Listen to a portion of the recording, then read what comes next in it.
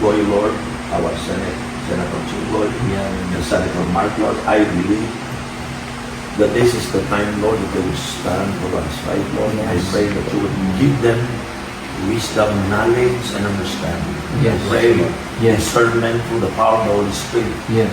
will be upon their heart and in their mind. Lord, most of all, I pray for your protection, preservation, and today I declare that there is no weapon that is formed against them shall prosper, because the Lord will be with them. So today, Lord, as they proceed to their calling, I declare and release the wisdom, Lord, be upon them.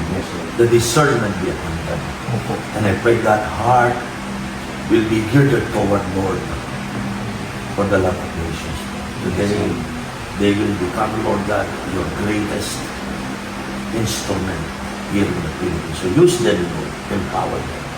I pronounce this, that they will become a great blessing for this nation.